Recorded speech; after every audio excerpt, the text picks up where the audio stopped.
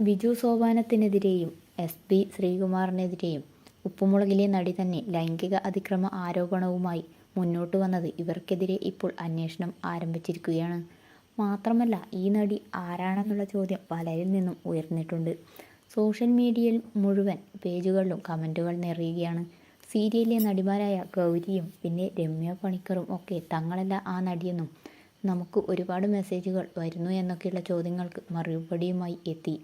എന്നാലിപ്പോൾ പ്രചരിക്കുന്നത് ഉപ്പും മുളകും തുടങ്ങിയതു മുതൽ ആ സീരിയലിൻ്റെ ഭാഗമായിരുന്ന നിഷ സാരംഗിൻ്റെ പേര് വച്ചാണ്. ഏകദേശം 8 വർഷമായി നിഷ സാരംഗ് ഈ പറയുന്ന ബിജു സോപാനവും SP ശ്രീകുമാറും ഒക്കെ വളരെയധികം അടുത്ത ബന്ധമുള്ളവരാണ്.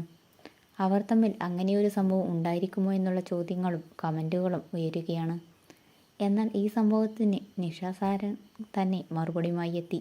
അതായത് ഇപ്പോൾ പ്രചരിക്കുന്നത് പലതരത്തിലുള്ള വാർത്തകളാണ്.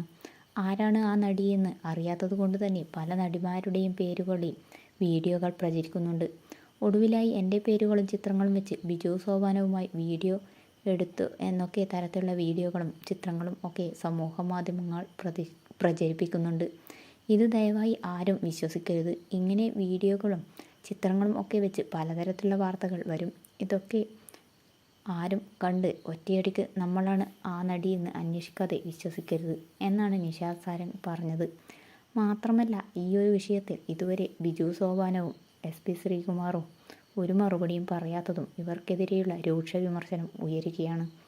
എന്തുകൊണ്ടാണ് ഇവർ തെറ്റ് ചെയ്തിട്ടില്ലെങ്കിൽ മറുപടി പറഞ്ഞുകൂടെ എന്നുള്ള ചോദ്യങ്ങളും സോഷ്യൽ മീഡിയയിൽ മുഴുവൻ നിറയുകയാണ്.